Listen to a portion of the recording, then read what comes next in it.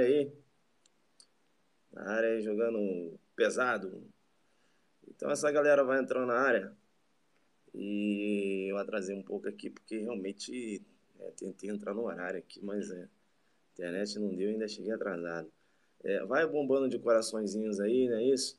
Vai bombando. Você que está acompanhando pela primeira vez, seja bem-vindo aí na área aí o professor Fernando Cocito, né? Arroba Fernando Cocito.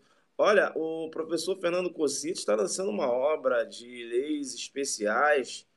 É isso, leis especiais, eu indico muito, hein? Em breve teremos aí informações acerca dos locais de venda, né? E valores. Eu vou publicar lá no meu Instagram. Professor Fernando Cocito aí na área. O monstro das leis penais especiais para as carreiras policiais. É isso aí. Valeu, irmão. Tamo junto, hein?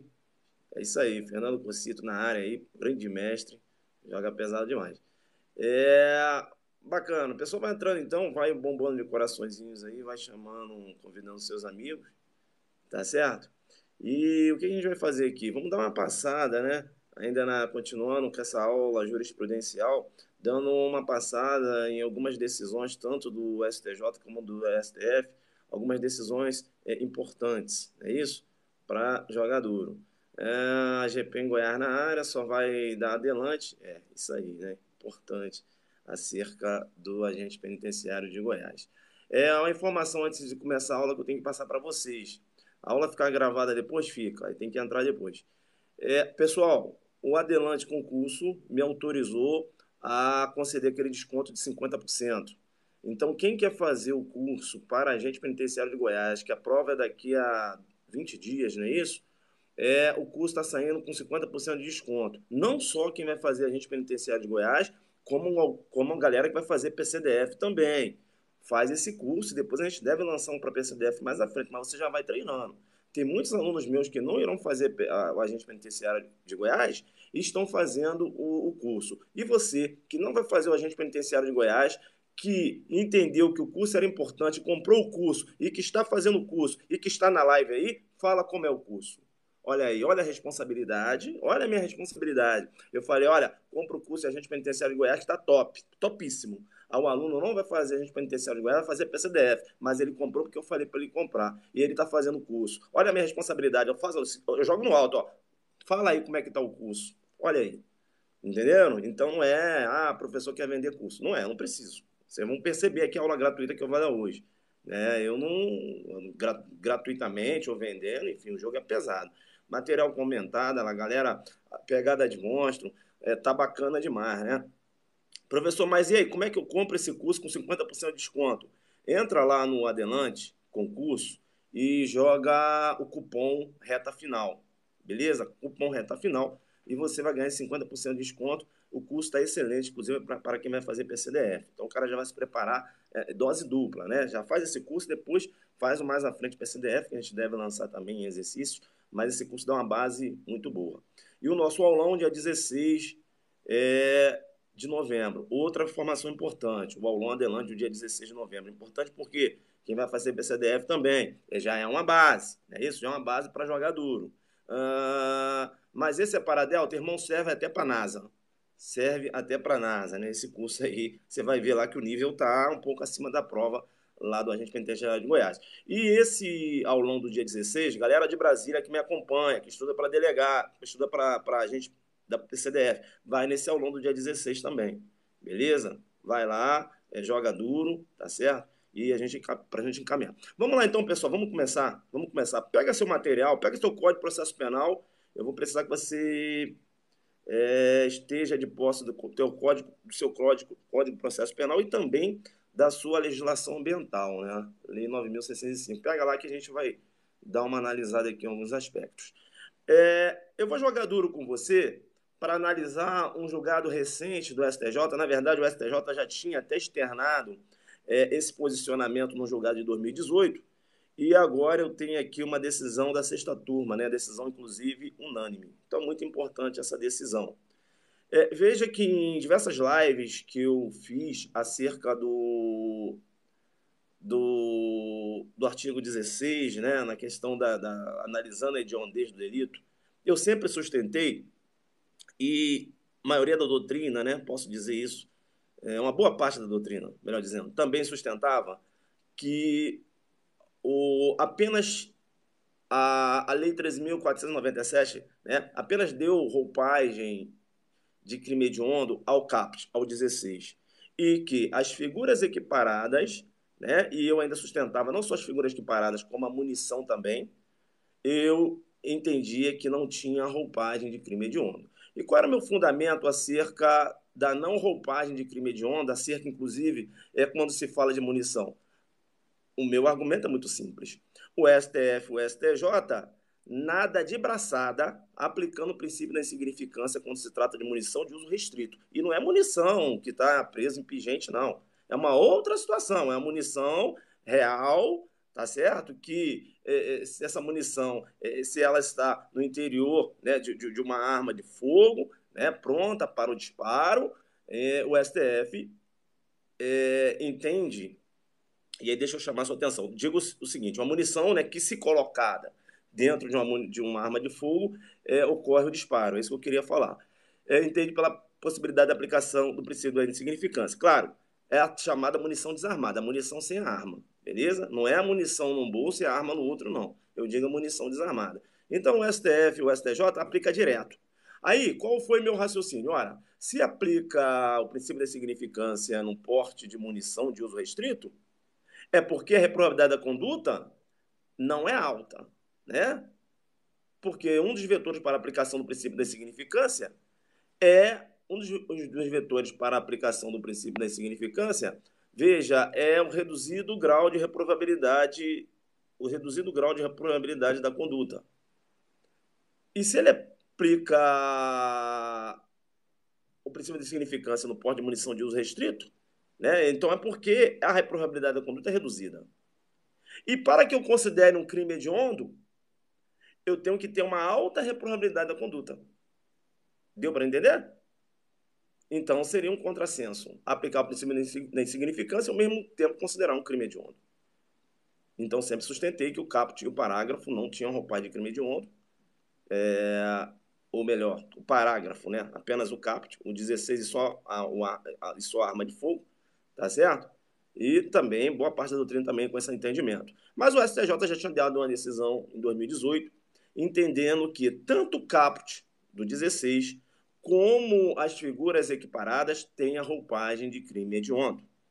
E agora, recentemente, o último informativo do STJ, no HC 526-916 São Paulo, mais uma vez, né, agora a sexta turma, entendeu que não só apenas o caput, não só o 16, como as figuras equiparadas têm a roupagem de crime hediondo.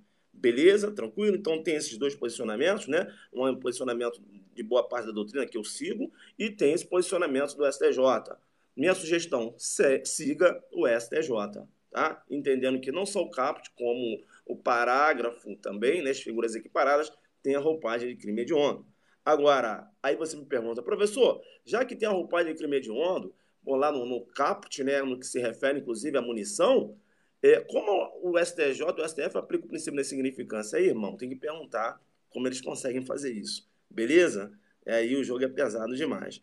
Então, o julgado do STJ, né, nesse HC 526-916 São Paulo, menciona o seguinte: o artigo 16 prevê gravosas condutas de contato com a arma de fogo, acessório, munição de uso proibido ou restrito, vindo seu parágrafo único acrescentar figuras equiparadas em gravidade e resposta criminal. Dessa forma, ainda que alguma das condutas equiparadas possam ser praticadas com arma de uso permitido, que eu posso ter uma arma de uso permitido raspada, e aí responde nas penas do uso restrito, não é isso? Aí menciona aqui o julgado. Menciona dessa forma, ainda que alguma das condutas equiparadas possam ser praticadas com arma de uso permitido, o legislador as considerou graves, a ponto de torná-las com a reprovação criminal equivalente às condutas do caput, ou seja, equivalente às ações múltiplas, né, lá do caput do 16. Beleza? Então caiu na sua prova, segundo o STJ, não só o caput 16, como também as figuras equiparadas têm a roupagem de crime hediondo, e aí você tem todo aquele tratamento mais gravoso dispensado pela Lei 8.072/90. Deu para entender isso? Bacana? Tranquilo? Então, veja. Então, cuidado, né? Cuidado para você. Então, veja, muito embora o STJ entenda que o 16 caput tem a roupagem de crime hediondo e aqui ele menciona acessória, munição, né, de uso proibido ou restrito, fica ligado, porque a chamada munição desarmada, ou seja, a munição sem arma, STJ e STF nadando de braçada, aplicando o princípio da insignificância numa boa. Beleza? Tranquilo? Então é até uma questão, né, assim, numa prova oral, para você até levantar, né, essa questão lá para o examinador, falando, inclusive, muito embora há esse entendimento que o 16, o caput, não só o caput, mas como também as figuras equiparadas têm roupagem hedionda, o STJ entende que a chamada munição desarmada, ainda que de uso restrito, é possível a aplicação do princípio da insignificância. Beleza? Primeiro julgado, então, né, na pegada de monstro. Deu para desenhar aí na sua cabeça? Posso ir para o segundo? Professor, solta o julgado, informativo recente agora, HC 526-916 São Paulo. Professor, eu queria um curso jurisprudencial, tem como fazer lá no Adelante Concurso? Vamos tentar fazer.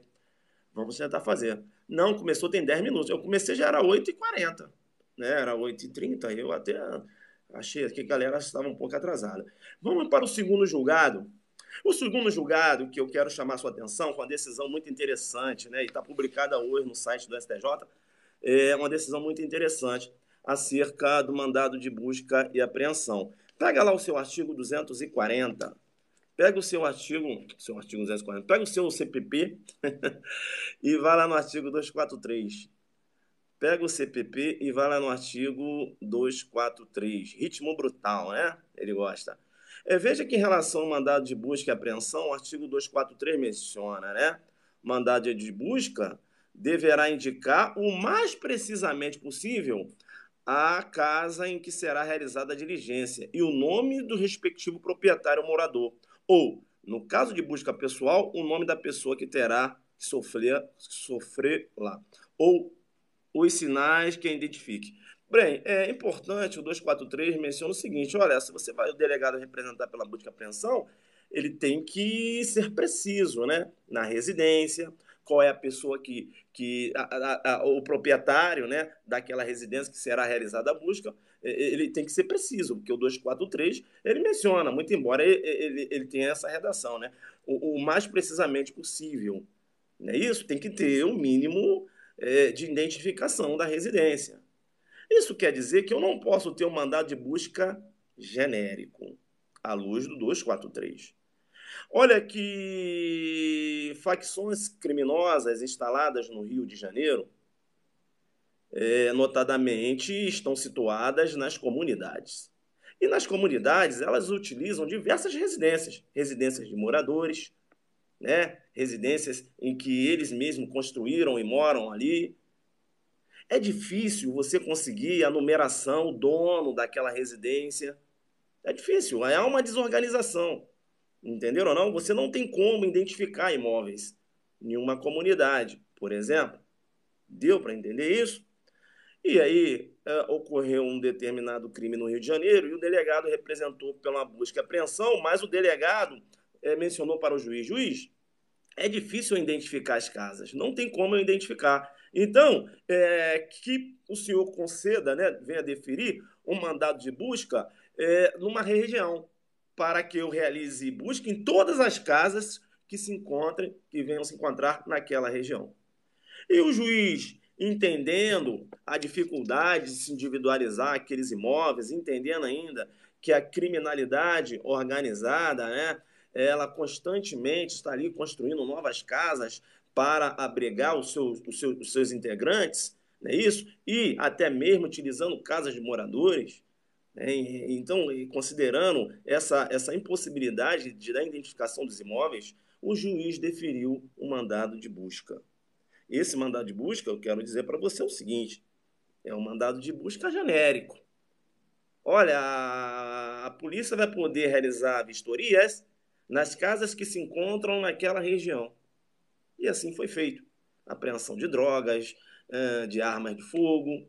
né, identificação de autores através da busca, é isso, dos integrantes das organizações criminosas, com proposituras de ação penal. E em relação, né, às armas que foram encontradas, as drogas, enfim. A Defensoria Pública do Rio de Janeiro levou essa questão ao STJ em sede de habeas corpus coletivo.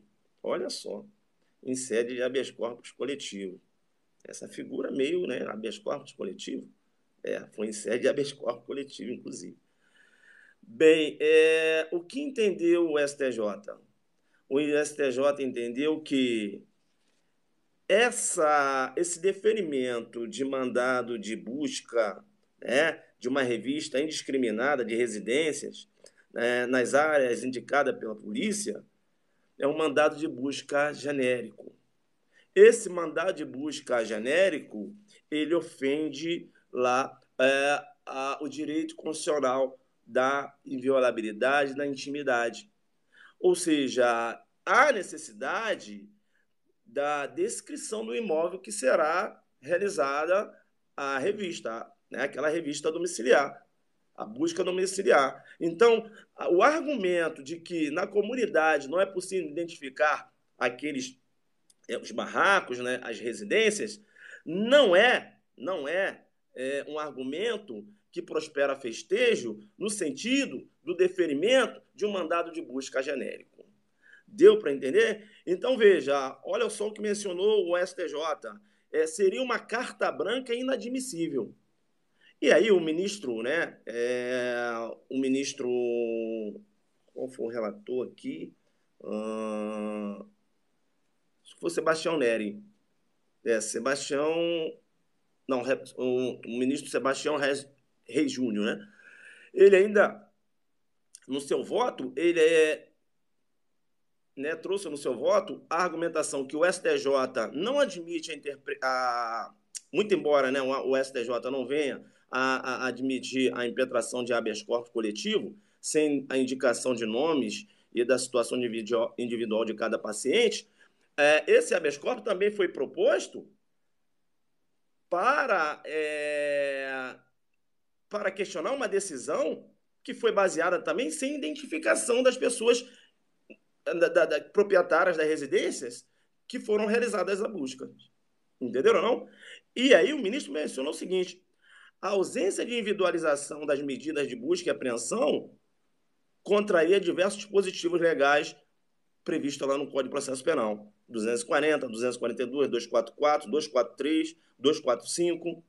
Entenderam, não? Então, veja, e arrematou ainda no julgado, dizendo o seguinte: a exclusão social, né? Ele mencionando aqui, ó, é notoriamente ilegal e merece repúdio como previdência utilitarista e ofensiva a um dos mais sagrados direitos de qualquer indivíduo, seja ele rico ou pobre, morador de mansão ou de barraco. O direito a não ter a sua residência, sua intimidade e sua dignidade violadas por ações do Estado, fora das hipóteses previstas na Constituição da República e nas leis. Deu para entender? Então ele repudia, entende que não é pelo fato daquelas pessoas se encontrarem aí numa órbita de exclusão social que há possibilidade do Estado violar esse direito à intimidade. Né? Então, numa ponderação de valores, prevaleceu o direito da intimidade e o direito da privacidade daqueles moradores das comunidades. Deu para entender? Então, tá. Aí o colega está colocando, e eu acabei de responder aqui. Na ponderação de valores, que o colega colocou, professor, mas não seria razoável no combate ao crime? Então, na ponderação de valores, prevaleceu o direito dos moradores. Deu para entender? Na ponderação. Ora, será que não é mais interessante um deferimento de um mandado de busca genérico, considerando a geografia do local, né, a ausência da possibilidade de identificação das residências e os integrantes das organizações criminosas se aproveitam disso? Não é isso? Ora, será que eu não poderia aí flexibilizar esse direito à intimidade? Porque considerando que nenhum direito é absoluto, né? Esse direito à intimidade, à privacidade. Então, nessa ótica do STJ, não foi possível a relativização desse direito. Entenderam ou não? Então, fica ligado, né? Que se cai na sua prova uma questão de uma investigação da polícia, a autoridade policial, sem a possibilidade de identificar aqueles imóveis, representou pela uma busca e apreensão genérica, numa determinada região, diversas diligências foram realizadas, diversas casas foram revistadas, foram encontradas drogas, drogas, armas de fogo. Essas provas são provas ilícitas, né? Olha aí a teoria do fruto das árvores envenenadas. Frutos da árvore envenenada, né? São provas ilícitas por derivação. Deu para entender isso? Tranquilo? Bacana? Tranquilo. Né, pessoal, aqui não é uma discussão, aqui é para julgado, né? Posso andar? Posso andar? Eu não vou aqui, né, ficar não, quero andar, posso andar? Entenderam ou não? Então, ó, sexta turma considere legal busca e apreensão coletiva em comunidades pobres do Rio de Janeiro. Deu para entender? Primeiro eu desenhei, falei lá da dificuldade que a polícia tem, né? Aí o delegado representou, o juiz entendendo essa dificuldade, e aí entendendo, inclusive, que as organizações criminosas estavam se aproveitando, né, dessa situação de utilizar casas de moradores, inclusive, para guardar armamento, guardar drogas. Deu para entender? E o juiz deferiu. Ora, é difícil. Como o delegado vai conseguir identificar, individualizar a residência? E outra coisa, 243 menciona o mais precisamente possível. Então, para o delegado, o mais precisamente possível foi indicar a região e não as residências. Porque ele não tinha número das residências, não tem número. Viu como é difícil o trabalho da polícia? Deu para entender? Posso seguir? Posso seguir? Posso seguir? Posso seguir, né? Professor, eu gosto quando você dá essas aulas de julgado, porque você utiliza uma linguagem mais simplista, entendeu? E aí é bacana, porque a gente começa a entender muita coisa. Por exemplo, agora você falou aí acerca da roupagem, né, da hediondez, lá do caput do 16 e das figuras equiparadas. E aí você já fez um link que ainda que o caput seja considerado hediondo, e aí abrange as munições, o STJ e o STF vem aplicando o princípio de insignificância no que se trata de munição de uso restrito desacompanhada de arma de fogo, a chamada munição de uso restrito desarmada. Aí, viu? Bacana, né? E agora esse julgado também foi interessante do mandado de busca coletivo, né? Nessas comunidades em que não é possível a identificação dessas casas, um juiz deferiu o mandado de busca, de busca coletiva, ou seja, genérico, e o STJ entendeu que a prova é ilegal, o STJ entendeu que não pode ocorrer aí a relativização do direito à privacidade, à intimidade, em prol de uma ação do Estado para identificação de integrantes de organização criminosa e apuração dessas ações, de ações delituosas praticadas por essas organizações. Aí você matou aí, agora você vai para o terceiro julgado. Eu vou para o terceiro julgado e eu vou jogar duro com você, porque, veja, olha, eu já falei, né? O nosso curso está com 50% de desconto, o nosso curso lá para agente penitenciário de Goiás, o curso está top, cheio de jurisprudência também, eu trabalho de jurisprudência lá. E aí eu não, né? O Adelante, concurso me autorizou a dar um desconto de 50%. Então joga lá, Adelante reta final. Quem vai fazer PCDF, quem vai fazer agente penitenciário de Goiás, meu irmão, joga lá. E eu não estou querendo vender curso, que eu dou aula de graça. E é nesse jogo duro aqui. Não tem basicão, não. Então volta para cá.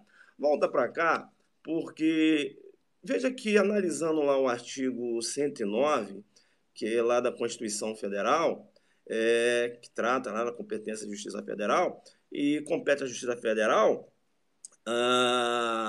processar e julgar os crimes que ocorrem dentro das aeronaves. Vocês sabem disso? Artigo 109, artigo 109, inciso 9.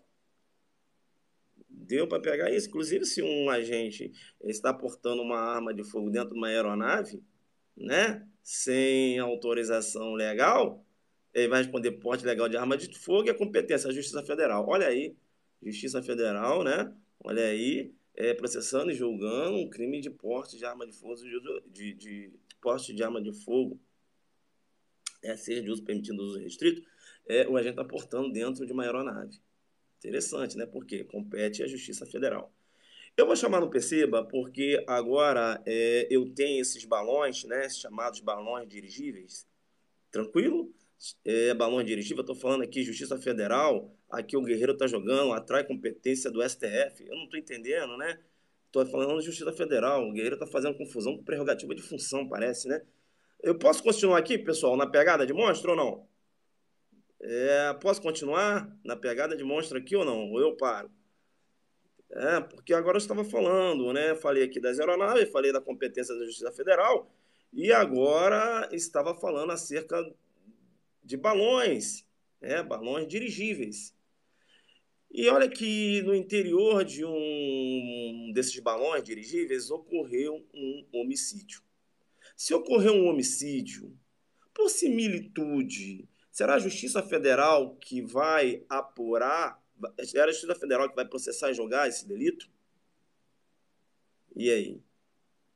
Veja que essa questão foi levada ao STJ e a terceira sessão entendeu que não é competência da Justiça Federal. E não é por quê? Porque, veja, lá na definição do artigo 106 da Lei 7.565, né, que é o Código Brasileiro de Aeronáutica, ele define o que vem a ser a aeronave. Considera-se a aeronave todo aparelho manobrável em voo que possa sustentar-se e circular no espaço aéreo, mediante reações aerodinâmicas, apto a transportar pessoas ou coisas. Então, muito embora eu tenha um dirigível que é apto a transportar pessoas e coisas, não entra nesse conceito técnico de aeronave. Entenderam, não? Bacana? Então, veja, o julgado ele menciona os balões e dirigíveis não são manobráveis, mas apenas controlados em voo, já que são guiados pela corrente de ar. Deu para entender isso?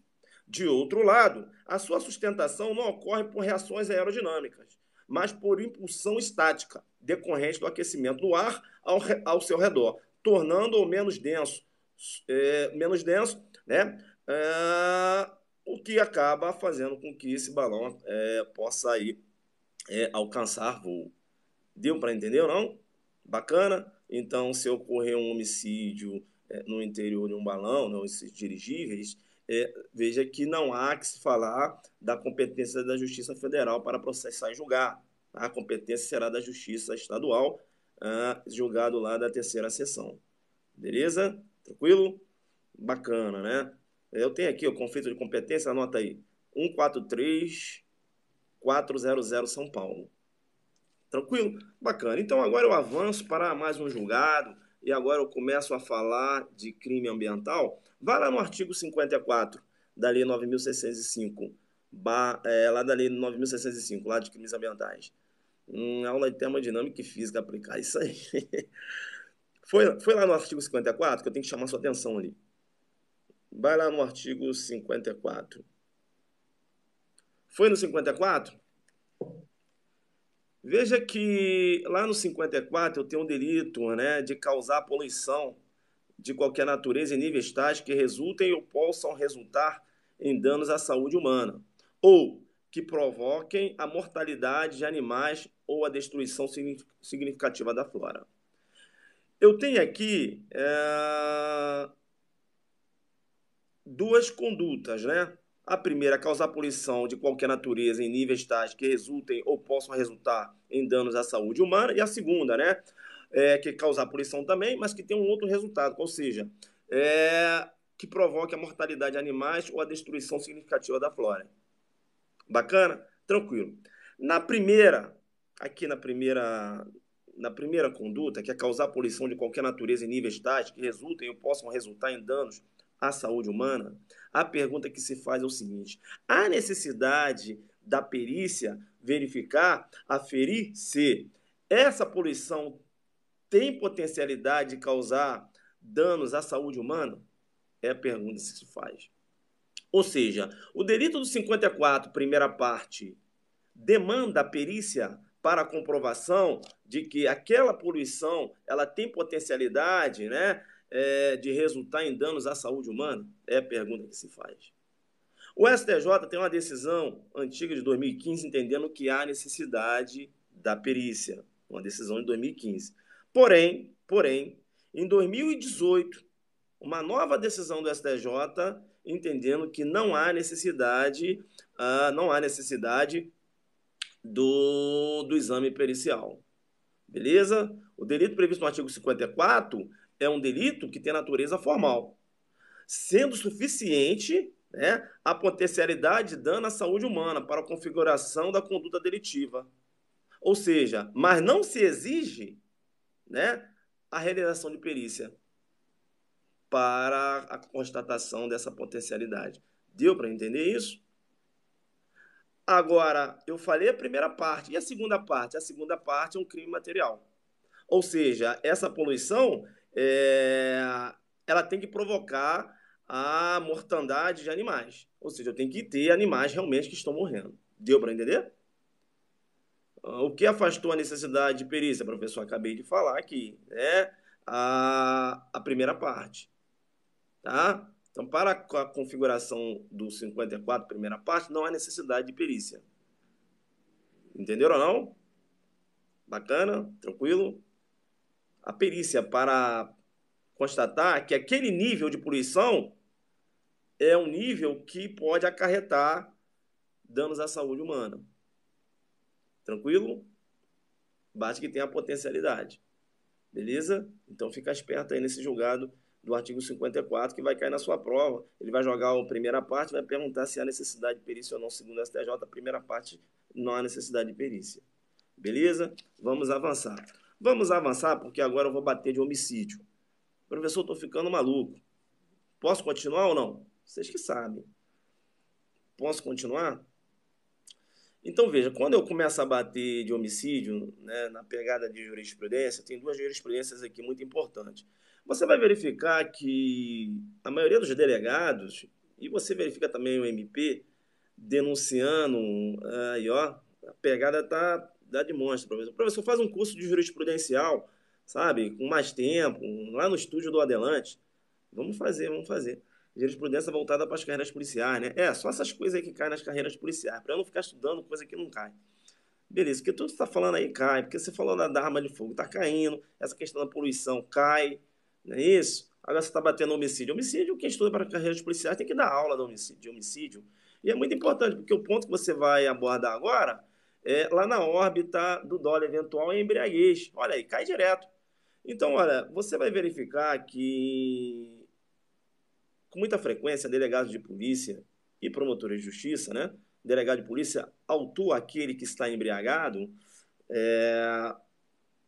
que venha provocar um homicídio. O delegado de polícia vem autuar no 121 e não no 302.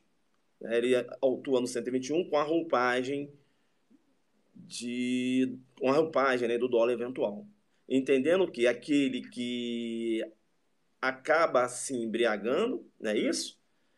Responde penalmente com a aplicação da teoria Action Liberi Causa, a teoria italiana da Action Liberi Causa. Beleza, né? Tranquilo. Não é o caso aqui da gente aprofundar nisso, porque eu já dei aula sobre isso. Bem, e ele vai responder pelo resultado. Agora, veja, mas ele não vai responder a título de culpa, não. Ele vai responder a título de dolo. Por quê? Porque quando ele se embriagou, ele assumiu o risco, né, de dirigir um veículo automotor e provocar o resultado morte de alguém. Não é isso que você sempre vê? Não é isso? E você vai verificar também o MP denunciando lá aquela pessoa no 121 e não no 302, entendendo que é um homicídio doloso com a roupagem do alimentual porque estava embriagado. O que entende o STJ? O STJ, sexta turma, entende que, veja, o simples fato do condutor do veículo se encontrar embriagado, estar embriagado, não gera a presunção de que tenha agido com dolo eventual. Deu para entender isso? Então, veja, a embriaguez do agente condutor do automóvel, por si só, não pode servir de premissa bastante para a afirmação de dolo eventual em acidente de trânsito com resultado morte. Aí, a embriaguez do agente condutor do automóvel, sem o acréscimo de outras peculiaridades, não pode servir de presunção que houve dolo eventual. Professor, agora, veja, porque o julgado, né, ele falou lá, sem outras peculiaridades. Agora eu estou aqui na dúvida. Quando é que eu vou considerar, então, professor, que essa pessoa que está embriagada está agindo com dolo eventual? Ora, ela está embriagada? Sim. E além de estar embriagada, ela está dirigindo de forma como? Ó, zigue-zague no meio da rua. Entenderam não? Zigue-zague no meio da rua. Uma velocidade totalmente excessiva, altamente excessiva. 180 km por hora. Deu para sair? Ó, vou jogar mais uma. Olha, veja, ultrapassando, né? O sinal vermelho. Sinal vermelho, ele passa. Essas são as peculiaridades. Ah, professor, porque se eu tenho uma pessoa que foi considerada embriagada, mas ela estava dirigindo, né, ali dentro da razoabilidade, mas ainda assim provocou um homicídio, ele vai responder por homicídio culposo, né, qualificado pela morte. Deu aí 302, né, e a qualificadora lá da embriaguez, né? Deu para entender? Deu para entender? Então, não basta que a pessoa se encontre embriagada. Ela tem que estar embriagada, eu tenho que ter outras informações. Ela estava embriagada, estava dirigindo, né, de forma normal, zigue-zague. Zigue-zague. Alta velocidade, olha, entrou na contramão. Aí, filhão, é dolo eventual. Deu para entender? Então, veja, não é pelo fato da pessoa se encontrar embriagada, dirigindo um veículo automotor, que automaticamente ele vai responder no 121 com a roupagem do dolo eventual. Bacana? Tranquilo. Deu para pegar essa? Então, deixa eu passar um julgado para vocês. Acho que eu não anotei aqui o julgado. Acho que eu não anotei o número do julgado. Deixa eu ver aqui. Então, se eu tiver anotado... Vê, então, o sexta turma, recurso especial 1689-173, Santa Catarina. 21/11/2017. Tá? Acho que é esse sim, tá? Outra informação importante, já que a gente está batendo aqui no dólar eventual, vamos lá. Professor, mas que interessante, né? Agora, professor, vamos supor que o MP, o juiz... Não, vamos supor, professor, que eu gosto assim que você faz vamos lá. O delegado prendeu no dólar eventual, beleza? O cara estava embriagado, tranquilo. Aí, bem... Deixa eu ver aqui uma outra... Não, vamos dar um outro exemplo aqui. Afasta um pouco a embriaguez. Eu queria falar de um dolo eventual e culpa consciente, né? Vamos supor uma outra situação. Tá. Veja que o Tício está dirigindo veículo automotor, né? Cara, ele está dirigindo veículo automotor a 180 km por hora. Não está embriagado. Mas uma pessoa que dirige veículo automotor a 180 km por hora assume o risco do resultado morte? Ou ele acredita que tem habilidades de conduzir o veículo, né, e evitar qualquer tipo de acidente? E aí eu comecei a falar de culpa consciente. Aí eu tenho um delegado de polícia que prendeu esse condutor de veículo no 121, entendeu? Pelo dolo eventual. O MP denunciou no dolo eventual. 121 vai para onde? Tribunal do Júri. Quem deve analisar se o agente agiu com dolo eventual ou com a culpa consciente? São os jurados? Esse questionamento, se agiu com dolo eventual ou com culpa consciente, é um tema afetado aos jurados? É a pergunta que se faz. É a pergunta que se faz. O que entendeu o STJ? Olha, essa questão técnica, né? Olha, mas tem a soberania do júri, não é isso? Mas veja, o STJ diz o seguinte: essa questão técnica de diferenciar dolo eventual de culpa consciente não pode ser entregue aos jurados. Quem tem que analisar se o agente agiu com dolo eventual ou com a culpa consciente é o juiz da pronúncia. Olha aí, né? O juiz da pronúncia que deve entender se ele agiu com dolo eventual ou culpa consciente. Essa temática não pode ser entregue aos jurados. né? São pessoas leigas que não têm conhecimento técnico para diferenciar a culpa consciente do dolo eventual. Deu para entender? Então, se o juiz entende que foi um caso de culpa consciente, o juiz vai desclassificar para um homicídio culposo e não vai submeter a questão aos jurados. Deu para entender?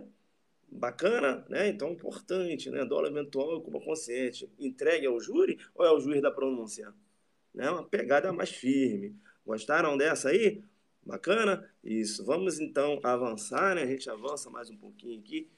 Separei alguns julgados, né? Entendeu? Na linguagem. Professor, gosta dessa linguagem, eu consigo entender. Bacana. Vem para cá. Vem para cá e não corre, não, porque agora eu começo a falar de audiência de custódia. Veja que eu tenho, né, audiência de custódia, e aqui eu vou falar em apertada síntese, porque aqui eu estou fazendo um jogo duro, não estou dando uma aula de audiência de custódia, não é isso? Que é apertada síntese, é para quem já estudou. Falando? Tá, professor, então eu já estudei, pode falar. Então você sabe que a audiência de custódia ela tem uma finalidade, né? Verificar a legalidade da prisão. Né? Se for uma prisão ilegal, se vai relaxar a prisão, a necessidade da conversão da prisão em flagrante em preventiva. Concorda comigo? Então é isso. Aí veja, eu tenho um contexto de. Como é que é? Não entendi, mestre, mas se o juiz entrega ao júri, logo entendemos. Claro, se o juiz submete a questão ao júri, é porque o juiz entendeu que o agente agiu com dolo eventual, beleza? Né? Na pegada de monstro total? Beleza, aí onde que eu estava falando? Aí já fugiu aqui, cara. Ah, tá. Aí eu falei que a finalidade em apertada da síntese da audiência de custódia, né? No jogo duro total, que é analisar a legalidade da prisão e até mesmo a necessidade de uma prisão preventiva, a conversão da prisão em flagrante em preventiva, né? Outras medidas cautelares diversas da prisão. Bem, é essa a finalidade. Aí eu tenho uma audiência de custódia que o juiz relaxou a prisão, entendeu que a prisão era ilegal e relaxou a prisão. E sabe qual foi o fundamento? O juiz entendeu pela atipicidade do fato. O juiz entendeu pela atipicidade do fato e relaxou a prisão. Deu para você entender? O juiz considerou, olha, esse flagrante aqui é ilegal. Por quê? Porque o fato é atípico, no meu entendimento. Relaxou a prisão. Deu para entender? 3 meses depois, o Ministério Público ofertou ação penal em relação àquele fato. A defesa apresentou a argumentação de que aquela ação penal não se sustentava por ausência de justa causa, qual seja, coisa julgada material. Ou seja, na audiência de custódia, o juiz já entendeu pela tipicidade do fato. Como o Ministério Público vai propor ação penal agora? Deu para entender ou não? Na audiência de custódia, o juiz entendeu pela ilegalidade da prisão, relaxou a prisão, porque entendeu pela tipicidade do fato. O Ministério Público, 3 meses depois, ofertou ação penal, não quis nem saber daquela decisão lá, da audiência de custódia, ofertou ação penal. E a defesa falou, peraí, como vai ofertar ação penal se o juiz na custódia já entendeu pela tipicidade do fato? Coisa julgada material. A tipicidade do fato. Deu para entender? Como um fato vai ser atípico na audiência de custódia e vai ser típico na ação penal? Olha aí. E aí? A pergunta se faz o seguinte, o reconhecimento, né, agora tecnicamente falando, né, para quem vai fazer uma magistratura, um MP, o reconhecimento da tipicidade do fato em sede de audiência de custódia, né, enseja o fenômeno da coisa julgada material, é a pergunta que se faz. E o que entendeu a primeira turma do STF? A decisão que, na audiência de custódia, determina o relaxamento da prisão em flagrante, sob o argumento de que a conduta praticada é atípica, não faz coisa julgada. Assim, esta decisão não vincula o titular da ação penal, que poderá ofertar acusação contra o indivíduo narrando os mesmos fatos e o juiz poderá receber a denúncia. Então, veja, para o STF, a fundamentação que é utilizada lá na audiência de custódia, inclusive, se o juiz lançar a mão da tipicidade do fato para fundamentar fundamentar a sua decisão de relaxamento, nada interfere na possibilidade do Ministério Público ofertar ação penal pela prática daquele fato, se o Ministério Público entende que o fato é típico, e o juiz competente receber a denúncia. Por quê? Porque na audiência de custódia não há que se falar em análise de mérito. Jogou pesado. É uma audiência que vai apreciar a legalidade da prisão, né? Entenderam? A necessidade de converter uma prisão preventiva, uma prisão em flagrante em preventiva. Entenderam ou não? Ainda que ele lance mão da tipicidade para fundamentar que aquela prisão é ilegal e relaxar, essa decisão não tem, né, o condão de dar uma roupagem de coisa julgada. O Ministério Público ainda vai poder propor ação penal e, se o juiz receber, o processo ele vai se desenvolver. Olha que decisão interessante. Cai na sua prova, STF, primeira turma, HC 157306, São Paulo, né? 25/9/2018. Bacana. Isso, o colega colocou ali. Tranquilo. Né? A defesa agiu bem aqui, né? Ora, como um fato pode ser... Viu como eu primeiro coloco na sua cabeça? Uma lógica. Como um fato pode ser típico na audiência de custódia e ser um fato ser atípico na audiência de custódia e ser típico em sede de ação penal. Espera aí. Isso aí fez coisa julgada. Se a audiência de custódia entendeu, é um juiz, entendeu pela tipicidade do fato, relaxou. Como agora o Ministério Público quer propor ação penal. Não pode. O STF falou, olha, aquele juiz lá da audiência de custódia, ele não... Veja, a decisão dele não afasta a possibilidade de uma propositura de ação penal e o exame, né, desse objeto por parte do juiz competente. Deu para entender isso? Bacana? Gostaram? Vamos seguir? Vamos seguir. Vamos seguir porque... Que horas tem aí, hein? O jogo tá duro. Vamos seguir agora? Agora eu, né, gente, aqui, isso, vamos seguir. Vocês gostam dessas aulas de jurisprudência, né? Gostam mais da aula de jurisprudência ou da aula em exercícios? Professor, essa aula de jurisprudência é bacana, porque você vai contando a historinha, entendeu? Eu até faço a leitura do julgado, mas eu não consigo entender. Mas quando você fala, e aí eu vou lá ler o julgado de novo, aí eu consigo entender, porque aqui você coloca, sei lá, você coloca tipo uma história, não tem como não entender uma parada, entendeu? Você coloca numa linguagem simplista, né? É isso aí, porque eu precisei entender.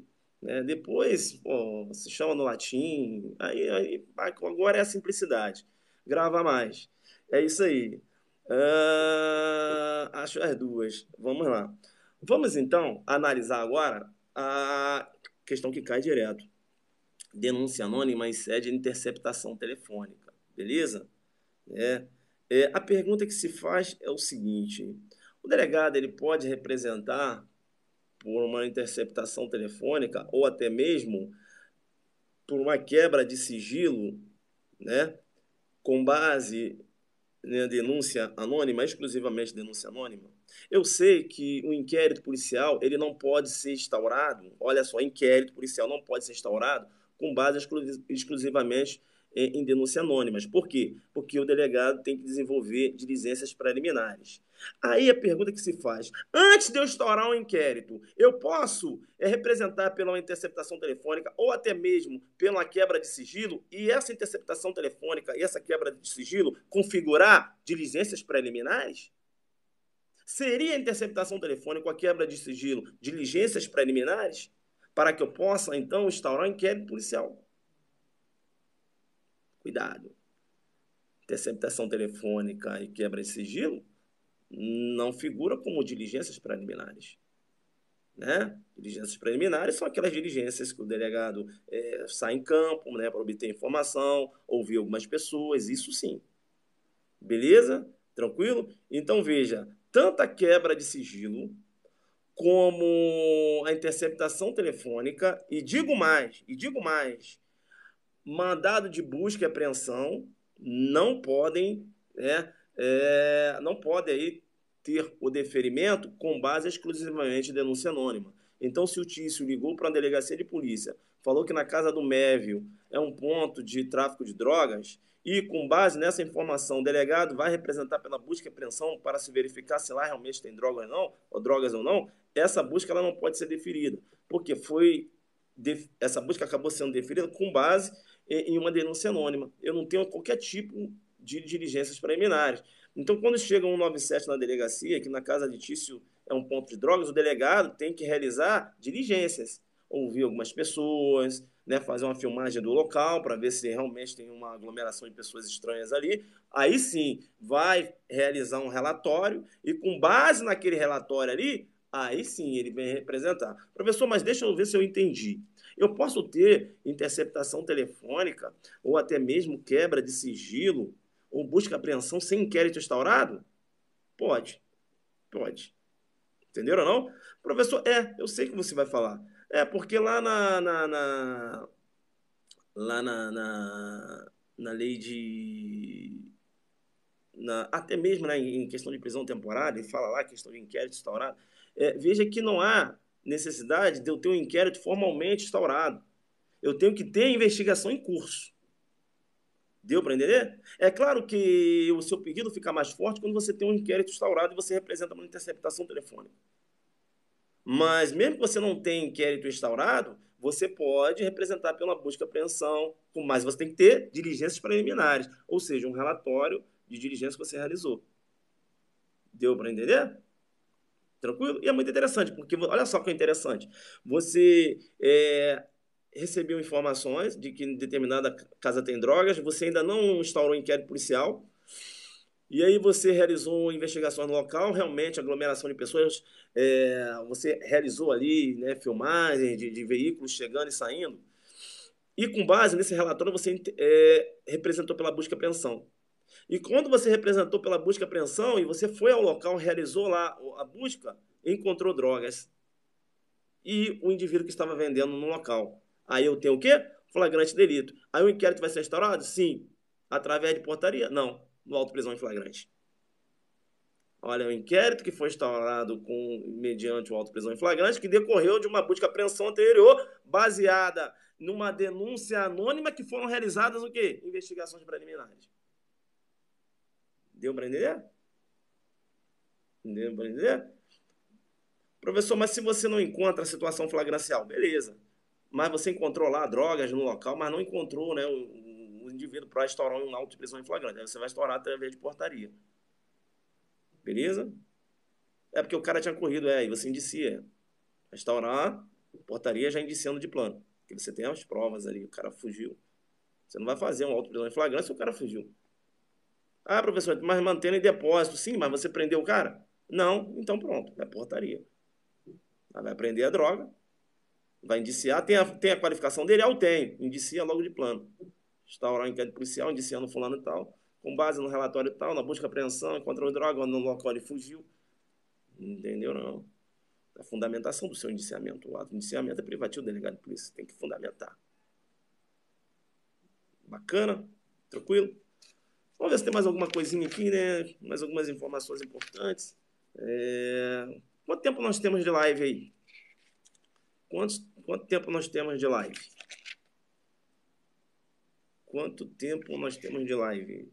Alguém pode me falar aí? Quanto tempo nós temos de live?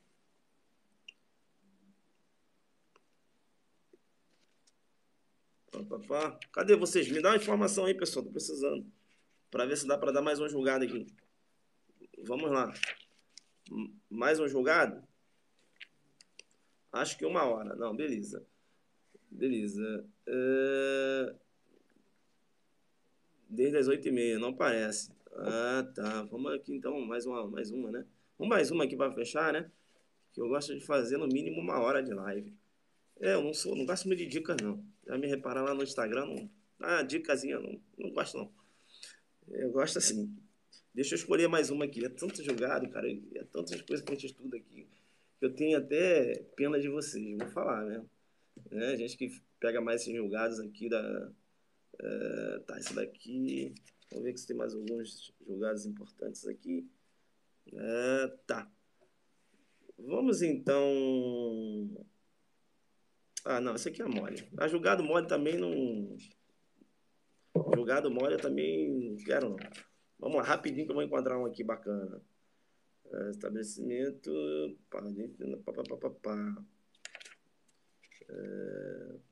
Não, isso aqui também é fácil. Vai, professor, dá logo um, logo, você tá aí enrolando pra caramba. Tá, vamos lá. Vamos lá. A audiência de custódia já dei. Tá, vamos esse aqui.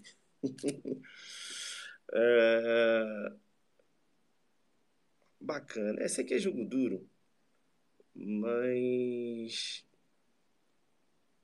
vamos lá. Vamos falar agora sobre crime organizado, sobretudo no que se refere à colaboração premiada. A colaboração premiada. Então, o que acontece? Eu tenho em sede de delação um indivíduo que está delatando. E ele lá na sua delação, ele acaba citando o nome de uma pessoa que tem prerrogativa de foro, de um governador de estado, não é isso? Atribuindo a esse governador de estado uma prática delituosa. Esse delator, ele não tem prerrogativa de foro. E por isso, essa delação está sendo feita em sede de juiz de primeira instância. Deu para você entender isso? Que eu tenho uma delação de um delator, que ele não tem prerrogativa de foro, mas durante a delação ele acaba atribuindo um fato delituoso a um governador de estado que tem prerrogativa de foro. Deu para entender? Sim ou não? Aí você tem que ver se você está entendendo. Entendeu? Sim, bacana. A pergunta que se faz é o seguinte: tendo, vamos lá, isso. Bom, olha, o nosso curso em exercícios, professor, para de falar esse curso, é porque eu dei 50% de desconto lá para quem quer treinar para a PCDF, porque serve para a PCDF também. Nosso curso de agente penitenciário de Goiás. Corre lá, o curso está jogo duro. O cupom é reta final, né? Corre lá. Volta para mim. Então, volta para mim, porque eu coloquei um delator que ele está delatando em sede de colaboração premiada, inclusive foi o delegado que propôs esse acordo de delação e o STF, né, olha eu fazendo o link, entende que o delegado tem legitimidade sim de propor acordo de delação, não há que se falar em ofensa ao princípio do acusatório, ou princípio, o sistema do acusatório, não é isso? Não há que se falar em ofensa ao sistema do acusatório, né? O STF entende, né? Depois eu vou falar acerca dessa julgada aí. Tá, só dei um link ali, fui lá no julgado e voltei. Até porque eu já até falei acerca disso, o Ministério Público entende que a oferta da delação, da proposta pelo delegado iria esvaziar, né, a sua titularidade da propositura da ação penal por força do artigo 129, inciso 1. Beleza? E tem outros argumentos lá, mas aqui eu não vou falar sobre. Eu só dei uma citada acerca dessa legitimidade que o STF reconheceu para o delegado de polícia propor acordo de delação. Tá, aí esse delator, em sede de delação, ele acabou atribuindo um fato delituoso a um governador de estado. Isso você já falou, professor, beleza. E se ele não tem prerrogativa de foro, é o juiz singular, né? Está aí na órbita de juiz singular. A pergunta que se faz é o seguinte: já que ele citou, né, esse governador que tem prerrogativa de foro, quem é competente para homologar esse acordo de delação? O STJ ou o juiz de primeira instância? É a pergunta que se faz. Eu tenho dois posicionamentos. Eu tenho um primeiro posicionamento do STJ. Eu tenho um primeiro posicionamento do STJ. O que eu penso do STJ? O STJ entende o seguinte: que o acordo pode ser acordo celebrado, né? Aqui foi o Ministério Público, mas vamos supor que, né, coloquei logo o delegado de polícia para eu poder fazer um link lá com a legitimidade do delegado de polícia que o STF reconheceu. Mas aqui no julgado foi um promotor. Bem, o acordo celebrado pelo Ministério Público de primeira instância e homologado pelo juiz de primeira instância, né? Veja, é válido. Homologado pelo juiz de primeira instância é válido. Ou seja, ou seja, só após da homologação que essa investigação será remetida para onde? Para o tribunal competente, que seria o STJ, né, que tem a competência de processar e julgar o governador de estado. Deu para entender? O STJ entende que quem tem que homologar é um juiz de primeira instância. Muito embora, no acordo, há uma citação ao governador que tenha praticado ações criminosas. E após a homologação, aí sim vai encaminhar lá para o STJ, que é o tribunal que tem aí a atribuição em decorrência da prerrogativa de foro do governador. Esse é o entendimento do STJ. Tá dando para entender? Você entendeu agora? Posso seguir? Ah, professor, mas por que vai lá mandar lá para o STJ? Ah, por força do artigo 105, né? Que menciona lá, compete ao STJ para se julgar governador de estado. Deu para entender? E o STF? Para o STF, juiz singular não pode homologar acordo de delação se há citação de governador de estado pela prática de delitos. Para o STF, né, se a delação do colaborador mencionar autoridade com prerrogativa de foro, governador, este acordo deve ser celebrado entre o Ministério Público do respectivo PGR, né, lá pelo PGR, e a homologação pelo tribunal competente. Ou seja, STJ que tem que homologar. Deu para entender? Deu para entender?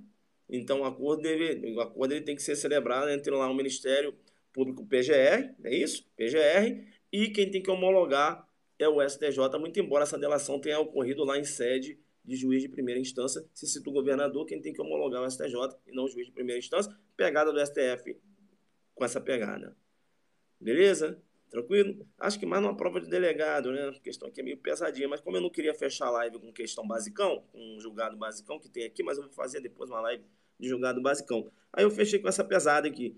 Beleza? Deu para você entender? Não? Então, interessante, né? Porque você sabe que tem que ter uma homologação do acordo, mas se esse acordo há uma citação do governador de estado pela prática de crimes, eu tenho um primeiro corrente tendendo no STJ que homologa, o juiz homologa e depois encaminha para, para o tribunal que tem a atribuição, e eu tenho um STF entendendo que não. Opa, citou aí, vai para o tribunal que tem, né, atrelada lá a prerrogativa de função automaticamente. E quem tem que homologar é o tribunal, ou seja, seria o STJ, e a celebração teria que ocorrer através do Ministério Público respectivo, né, que é o PGR.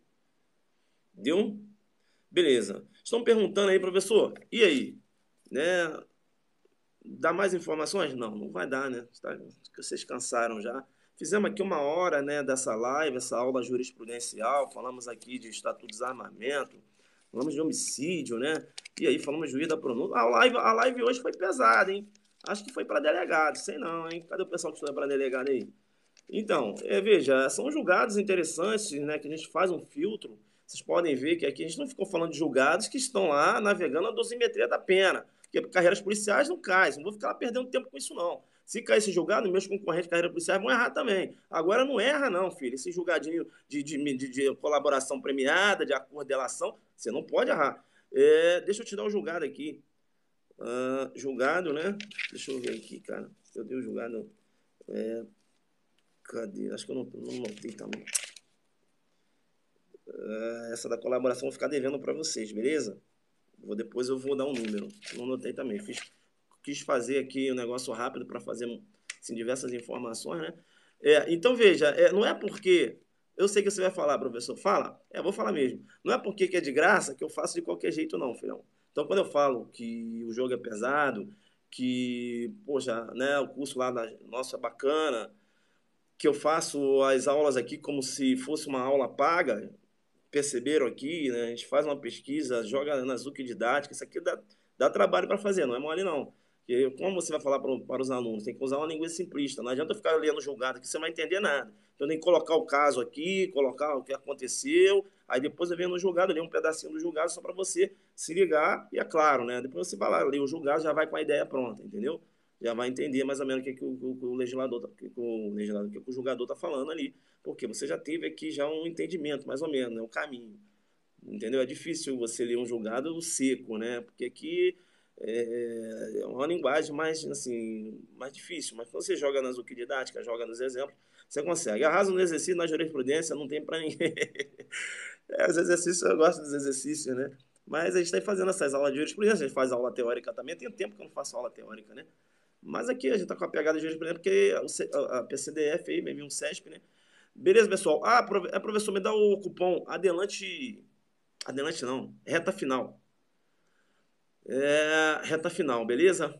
Pessoal, então, alguns julgados aqui, desculpa, mas acabei que eu não anotei o número, mas você, né, como é um bom, pô, o professor falou isso aqui, deixa eu jogar na net, pá, vai lá pesquisar, também tem que me ajudar a ajudar você, beleza?